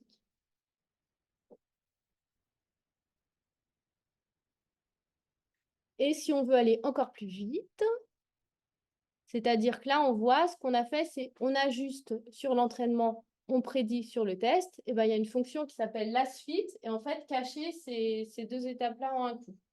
C'est-à-dire, j'ajuste sur l'entraînement et je prédis sur le test. Et donc, ça fait encore moins de lignes. Donc là, je l'ai mis en exemple en forêt aléatoire, mais c'est juste pour vous dire qu'en fait, en fonction du modèle ou autre, c'est à peu près pareil et c'est aussi facile d'utilisation, c'est juste savoir ce qu'on a un petit peu envie de faire. Puis bon, là, je pense qu'il n'y a pas... Voilà, si on veut, on peut faire différentes métriques ou autres, mais ça, je ne vais pas vous le remettre là. Parce que du coup, il me reste combien de temps? Parce que je pense que je vais refaire... 5 minutes. Ouais, mais c'est bon. Donc, du coup, si on fait un peu un résumé, on veut utiliser son workflow pour faire de la prédiction. Donc, 1, on construit son modèle. 2, on crée une recette de pré-traitement. 3, on associe le modèle et la recette dans un workflow. Et puis après, on entraîne le workflow grâce à un appel à la fonction fit pour l'ajustement. Une fois qu'il est entraîné, on prédit sur des données non vues avec predict, ou à la place, on utilise lastfit, ce qui fait les deux en un. Après, là, je ne veux pas avoir le temps, mais c'est juste pour montrer qu'il y a plein de choses. En fait, caché derrière, il y a des hyperparamètres. On peut vouloir les optimiser dans tous les sens. Donc, il y a des packages qui existent pour faire ça. Notamment, il y a le package tune. Il y a aussi fine tune, encore plus sophistiqué. Donc, notamment, on peut avoir le nombre d'arbres, des seuils si on veut agréger par rapport à certains seuils, des pénalités, ça peut faire plein de choses. Et là, comment ça marche? C'est qu'en fait, quand on appelle les fonctions, par défaut, on a des valeurs pour certains paramètres. Alors déjà, pour tous les packages qui font de la forêt aléatoire, ce sera toujours nombre minimal de feuilles à la fin. Trees, ils vont s'appeler pareil, même si dans Random Forest ou dans Ranger, ils ne s'appellent pas pareil. Dans Tidy Model, ils s'appellent tout le temps pareil. Et c'est pour ça que c'est unifié et que c'est plus facile d'utiliser. Je vous dis, les forêts aléatoires, voilà, il y a quelques paramètres importants et ils ne vont pas s'appeler un coup NBmin et puis un coup min n. Là, ils s'appelleront toujours pareil. Et là, donc, ce qu'on voit, c'est que par défaut, il peut y avoir des valeurs. Et puis après, on peut vouloir en optimiser. On aurait pu vouloir faire avec ah oui, je passe à 5, je passe à 10, je change, j'augmente mon nombre d'arbres. On peut vouloir faire un petit peu tout ça. Et donc, à la place, si on ne peut pas le faire nous-mêmes, on utilise la fonction tune du package et ça va chercher sur une grille et ça va automatiquement en faire un certain nombre. Alors, on se rend bien compte que, donc là, par exemple, si je veux faire une forêt aléatoire où je fixe le nombre d'arbres, mais je veux faire varier les autres, j'utilise la fonction tune et je vais avoir un certain nombre de modèles qui va pouvoir tourner. Et dans mon workflow, ça veut dire que c'est plus les random forest tout seul que je donne, mais c'est des random forest avec des paramètres qu'il faudra tuner. Et si on veut aller plus loin, si on peut vouloir contrôler sa grille, je vous mets les fonctions comme ça, vous avez plein de choses, mais c'est très... on peut vouloir contrôler sa grille, et dans ces cas-là, j'ai mis des exemples de ce qu'on peut vouloir mettre sur des tailles de grille. Donc là, comme ça, vous avez plein de choses que j'ai repris en partie en enlevant des choses, mais un tuto qui était assez long, où en plus on faisait travailler les gens, mais je dis que ça peut être pas mal quand même. Donc après, quand on récupère des métriques, par exemple, on a les résultats, on peut collecter les métriques avec collect métriques. Après, par défaut, il doit en faire 2 ou 3. Là, on peut dire, bah non, moi, je veux juste le RMSE, donc tu me filtres cela.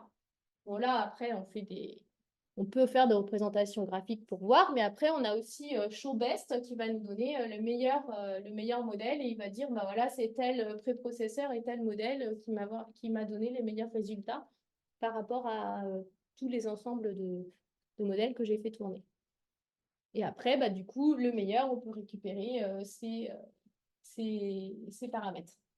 Donc là, c'était mtry à 9 et min à 11. Et donc, une fois qu'on a fait ça, si c'était dans un workflow où on a tuné les paramètres, il y a une dernière fonction qui est finalize workflow qui va nous finaliser notre workflow avec le meilleur des modèles. Et du coup, on a notre workflow final.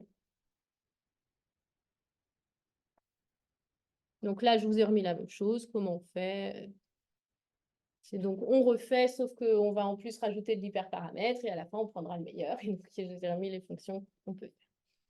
Et pour finir, je voulais, parce que mon idée, c'est quand même de donner un aperçu global, mais il y a quand même plein de choses, mais pour un petit peu voir les différentes étapes. Donc, en fait, il y a encore d'autres choses qui existent. Donc, on peut gagner du temps dans l'optimisation avec fine-tune. C'est-à-dire qu'il peut être intéressant parce qu'en fait, dans ces cas-là, il ne va pas tout le temps faire. Si au bout d'un moment, il se rend compte que tel modèle, il est tout le temps beaucoup moins bon que les autres, il va arrêter de les tester sur des sous-échantillons au bout d'un moment. Donc, du coup, ça peut gagner du temps. Et après, on peut comparer plusieurs workflows avec Workflow 7, et ça peut être pas mal aussi. L'idée, par exemple, j'ai 2 recettes de pré-traitement, 2 façons de normaliser, puis 4 modèles, et je voudrais combiner tout parce que je ne sais pas quelle recette de pré-traitement va mieux avec quel modèle ou autre. Et du coup, je peux vouloir comparer des workflows entre eux. Et ça, c'est avec Workflow 7 et ça se fait aussi facilement. Après, le 24, il est peut-être plus vrai parce que c'était il y a quelques mois, ça peut être changé. Mais en fait, il y a plein de packages qui existent sur des modèles, des données censurées, il y a des choses qui existent, sur des données de texte, sur des données spatiales, pour raffiner un petit peu. Et après, il y a possibilité, plus ou moins facilement, parce que la doc, c'est pas toujours facile, mais de créer sa propre recette, d'ajuster sa propre métrique, de mettre son propre modèle. Il y a vraiment une modularité qui est importante. On n'est pas obligé de faire tout de bout en bout, on peut faire que des petits bouts.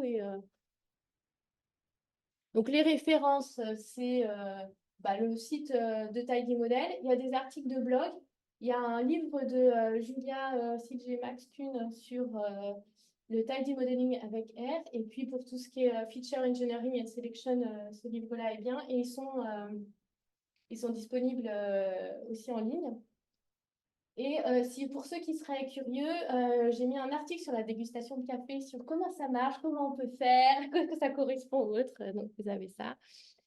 La traçabilité sur ce que j'ai utilisé. Et puis, c'est tout. Merci pour votre attention.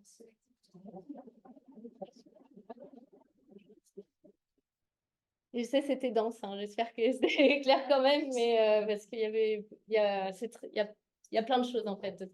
Merci beaucoup pour cette belle présentation. J'ai beaucoup adoré les slides. C'est Quarto? C'est Quarto. Et j'ai essayé de mettre les couleurs Air Ladies. Mais Ouais. au début, j'ai voulu ajuster. Du coup, j'ai repris le style alors, je sais plus qui. J'ai trouvé sur GitHub un extension Air Ladies que j'ai repris, sauf que le violet Ah était oui? plus foncé. J'ai juste rechangé le titre ou autre. Mais non, je savais. En Quarto? C'est ça. Oui. Ah oui, je savais pas. C'est bien de savoir. Si tu te rappelles du nom? Ouais, je veux te le redonner Ah après. oui. Ah, je savais pas. Est-ce que vous avez des questions? Alors, est-ce que je vais vérifier le. Alors, merci beaucoup. Merci Mouna et Shaima. Ah, merci Maria. Bonne soirée. Merci beaucoup. Je vois pas des questions. Est-ce que faut créer? Non, ça c'était tout à l'heure. Moi, j'ai une question. Oui, bien sûr. Est-ce que je dois faire plein de modèles bientôt? Est-ce que je pourrais t'écrire si jamais je galère? Bah oui. Du coup, mon adresse, c'est il y a julie.aubert et @inrail.fr ou agroparitech.fr, les deux marches. Je peux partager avec vous. Tu vois son adresse mail. Ouais. Et j'ai tout du coup sur ma page, j'ai tout mis. Donc en fait, il y a les jeux de données et il y a le code normalement qui est des fois caché mais qu'on peut récupérer. Donc vous pouvez refaire tourner si vous voulez ou aller récupérer les fonctions et tout. En fait. Du coup, comment tu t'es lancé dans Tidy Model? Parce que souvent, c'est Hitler, c'est un peu. Tidy Model, on va dire, je vais être franche, c'est mon comparse Antoine qui est très fan du Tidyverse. Moi, des fois, je faisais même des packages avant du 10, donc je suis plutôt à la vieille école. Il y a des trucs, je ne sais pas encore tout très haut, je ne suis pas tout en Tidy. Mais lui, il est à fond et il m'a dit, ah, je ferais bien ça. Je dis, bon, pourquoi pas. Moi, j'avais utilisé des petits bouts, mais pas tout. Et puis, du coup, il a dit, ah bah tiens, je proposerais bien un tuto, je ne sais pas où. Je dis, bah oui, allez, on se lance, on prépare, on s'y met. Et par contre, c'est vrai qu'il y a un réel gain après. Alors, je ne fais pas toujours tout dans ce cadre-là, mais il y a un réel gain pour certaines étapes où au labo, on a répondu à un challenge sur des gros jeux de données avec plein de modèles qu'on a fait aussi. En termes d'organisation, de reproductibilité et d'organisation, en fait, c'est pas mal. Après, moi, je sais que c'était pour la prédiction de maïs sur des environnements qu'on n'avait pas vus, des années ou autres. Donc, pour le rééchantillonnage, là, typiquement, j'ai pu assez facilement choisir pour avoir quelque chose de flexible sur les années ou sur des choses comme ça. En fait, faut un petit peu regarder, mais on arrive quand même un petit peu à faire comme on a envie et je trouve que du coup, c'est plutôt sympa, quoi. Oui. Je voulais rajouter un truc, c'est qu'il y a Julia aussi, qui est parmi les auteurs de Tidy Model. À certains moments, elle voit que chaque semaine, je pense, elle se met en live et partage à travers les Tidy Model. Et c'était super dans le passé. Ouais. Sa page. Et du coup, tu seras présente cette année aussi. C'est la première fois en tant que membre du comité de pilotage, j'avais intérêt d'être là. Vraiment, de boire une bière avec les autres membres du comité de pilotage. Oui, je serai là. Je serai présente aussi. Je vais donner un peu. D'accord. Donc, oui, je serai là. Et après, je sais pas s'il y en a qui, si vous voulez, je vous montre le site de State of the Art, Ouais, le ouais, genre de ouais. choses qu'on a. Alors, attends, je sais pas si je vais le retrouver. Alors, on Chacun va a fermer ça. Sinon, il y avait peut-être un lien sur notre présentation, je sais pas.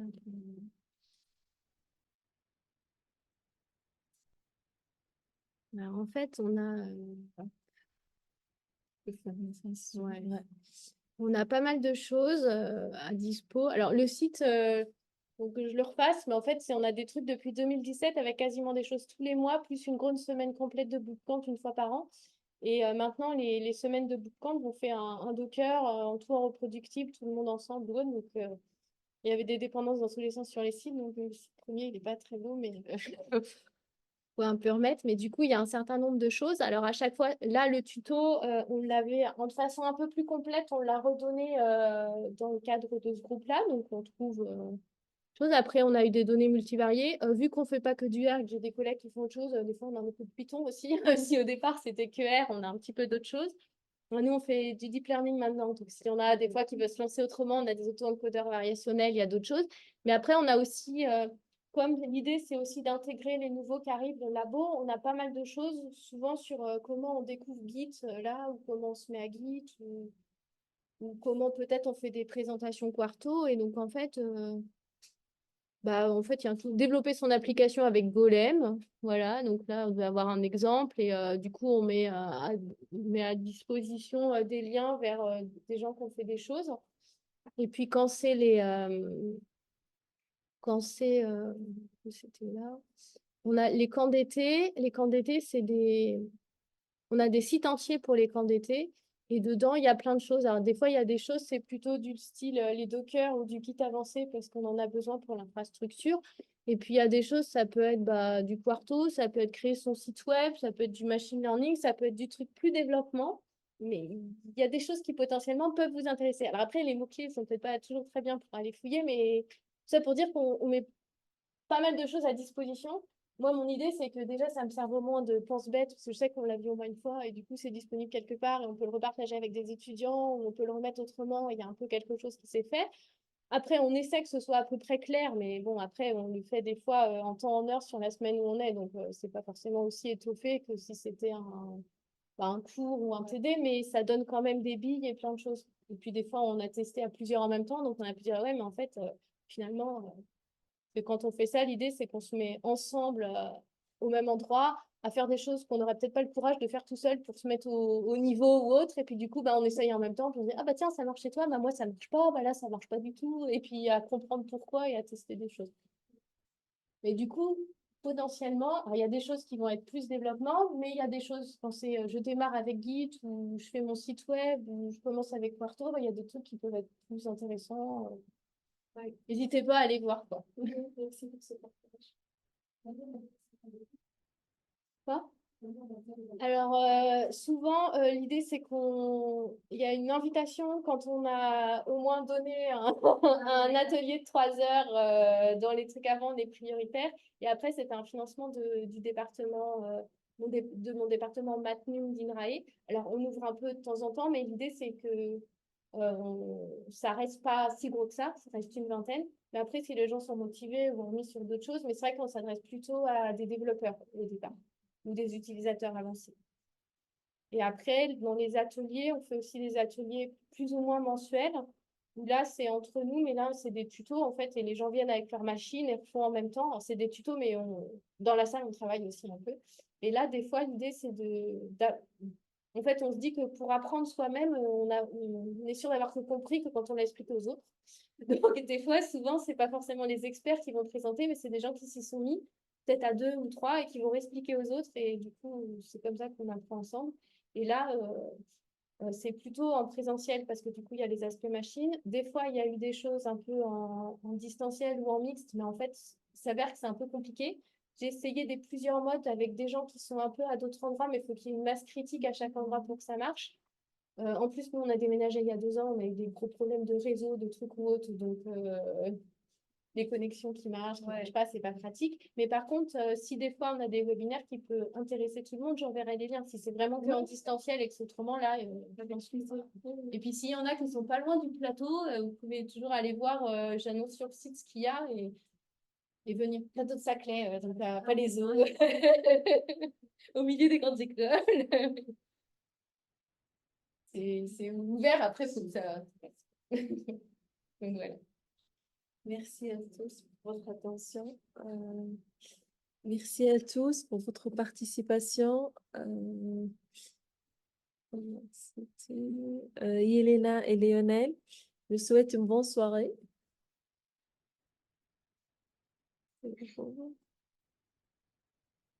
Bonsoir. Merci beaucoup, Hervé Disparu. Chapitre de Messenger. Avec plaisir. Merci d'avoir assisté. Bonne soirée. Merci.